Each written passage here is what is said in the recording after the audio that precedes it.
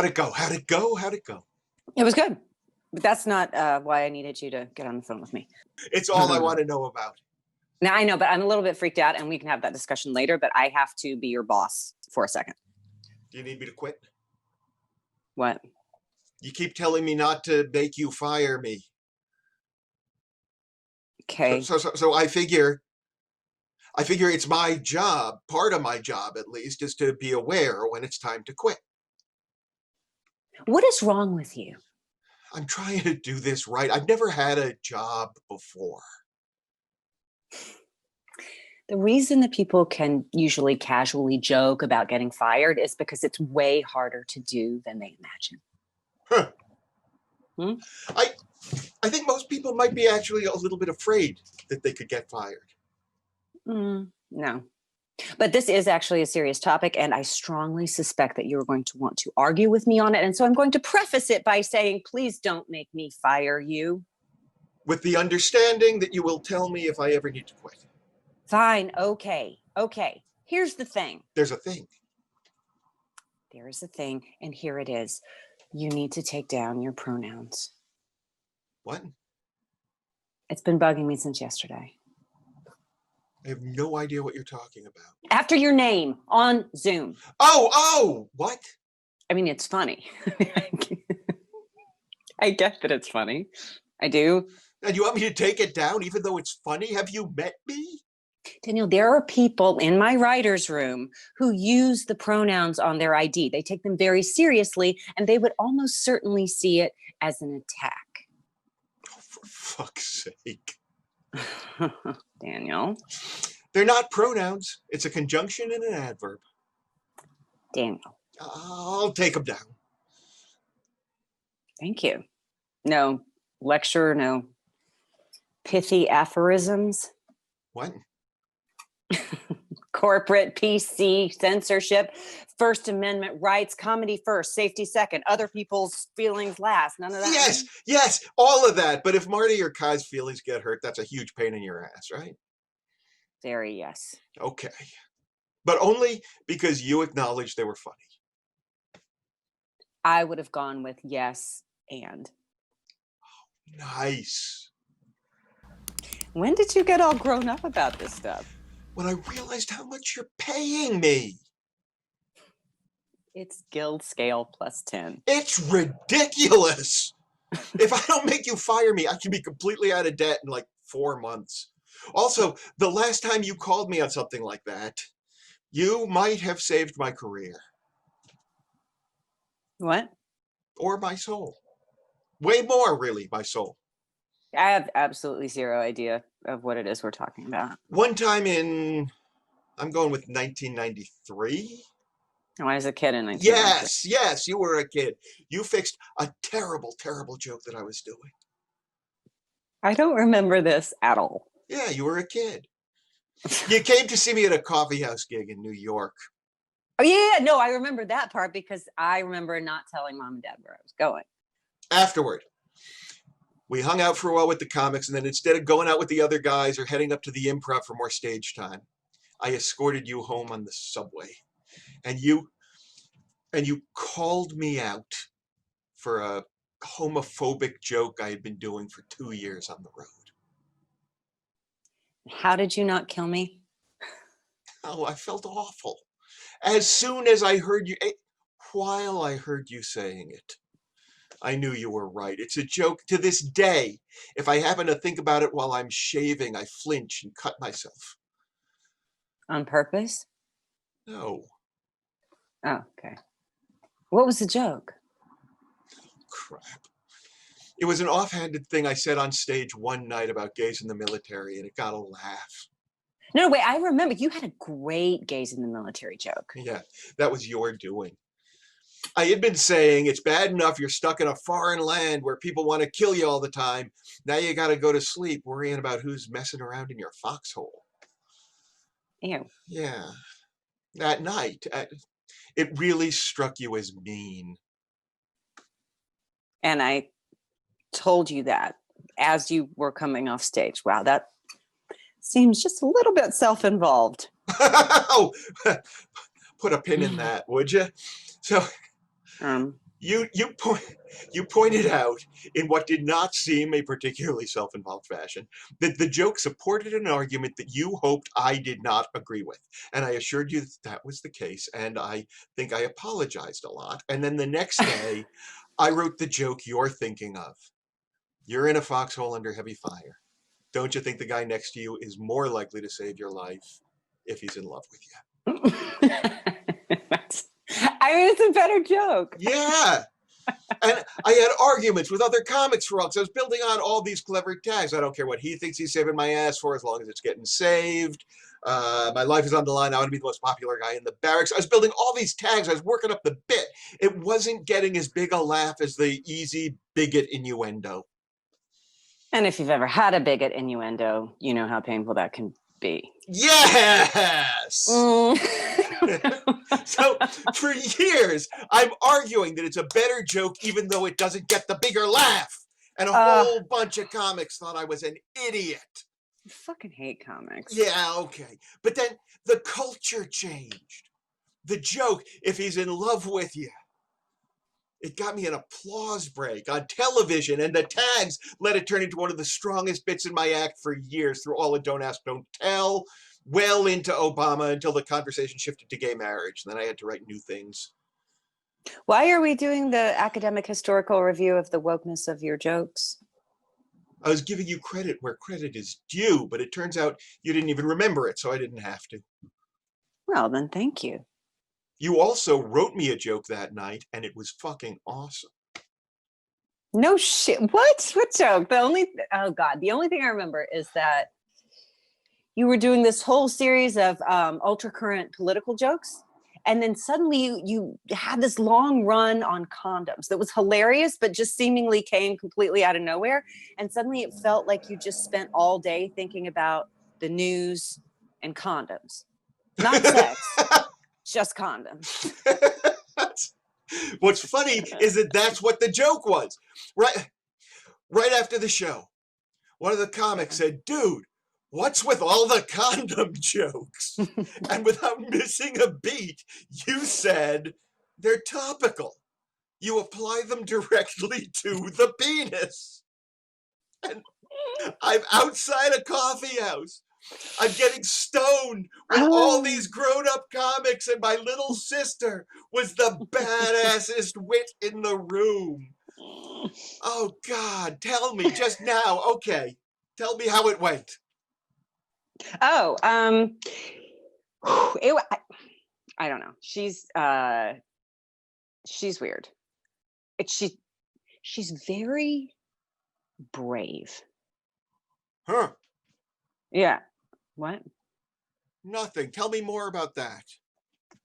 Well, you imagine a person, you see elements of them. Okay, sure. Memory, projection, introjection, all that. Yeah. Okay. But, and then they're not exactly who you think or exactly who you imagine. Okay. It went from, oh my God, maybe I'm actually ready to be in love again, to whoa, this bitch is moving way too fast. Oh, wait.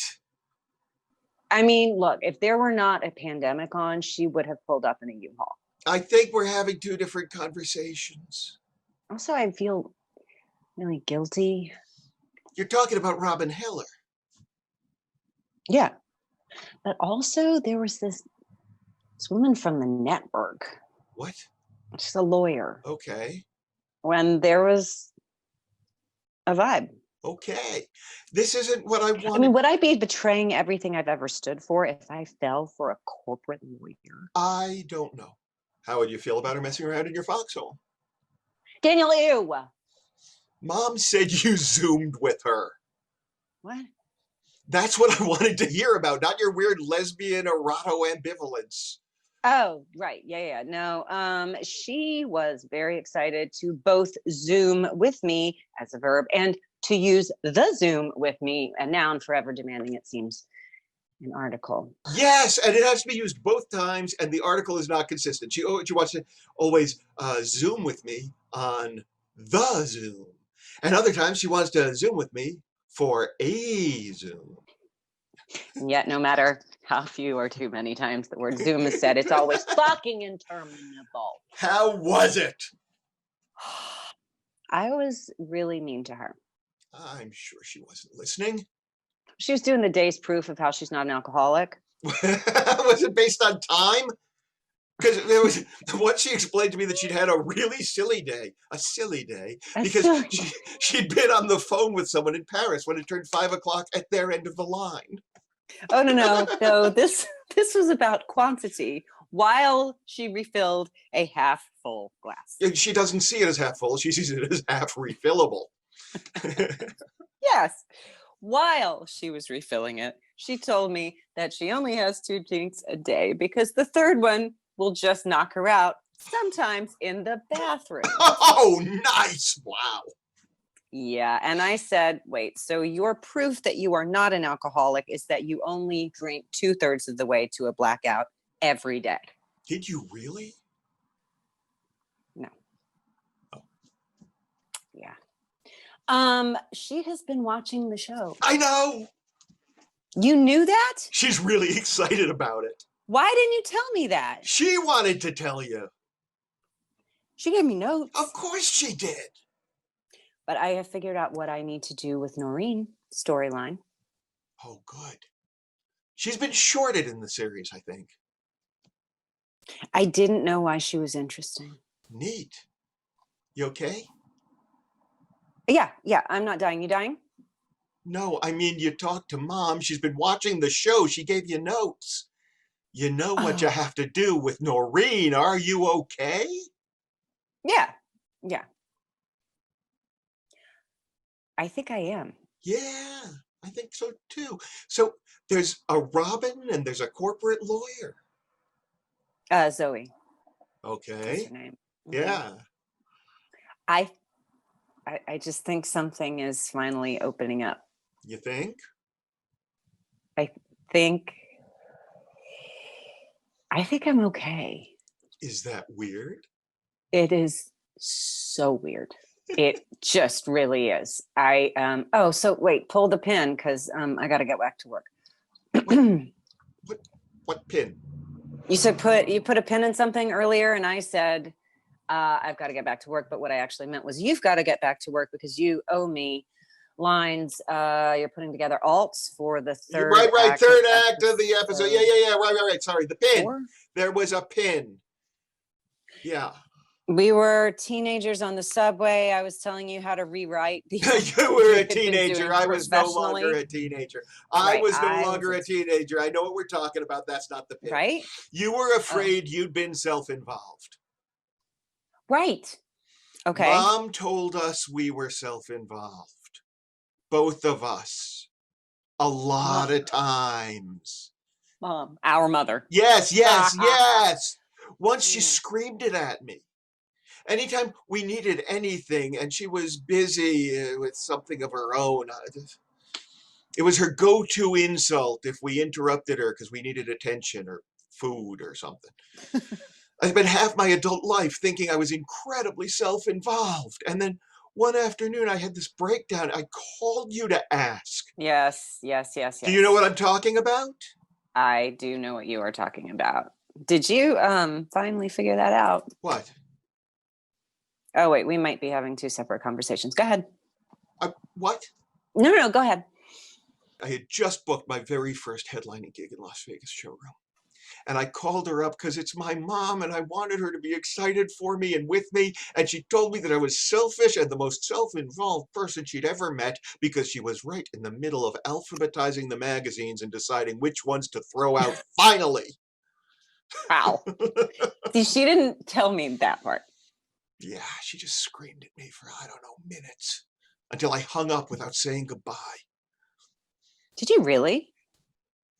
No. Okay.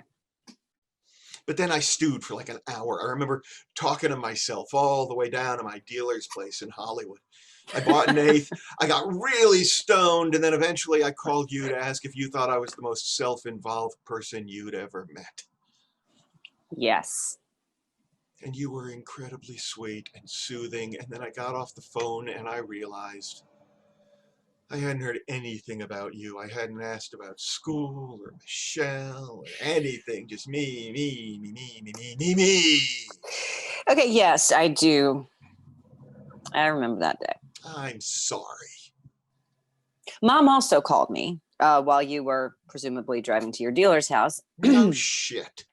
She was very upset with you, and she actually called to tell me that I was her favorite because you are and always have been inconsiderate. It was a rough day for me. I can imagine. I mean, I didn't mind Mom talking about herself and not listening because I was used to that. And I didn't mind you talking about yourself and not listening because at that point I still thought that you were the most interesting thing in the world. Really? Oh yeah, don't worry. I know I was wrong. Sometimes I think you're the most interesting thing about me. See, what I remember about that day is that neither one of you wished me a happy birthday. Oh, Jesus. Michelle, though, had presents and she took me out to dinner. I'm so sorry. It's a long time ago. Still. Yeah. Okay. Well, thanks for calling me out on the pronouns joke. It's funny. I only did it because Marty's thing stayed in the script and mine got cut. So he would have been right to see it as an attack. Yeah. Okay, so let's not do that anymore. Okay. Go away. I owe you a present. You owe me alt lines for the scene by the boardwalk. Right. Okay. Go away. Go away. The others shaved me, berated me gravely till you came to save me, my sergeant, my dear. I'd like to thank you for letting me spank you, though I don't outrank you, my sergeant, my dear. Each day I wake to reveille, to find you cuddled close to me is a blessing.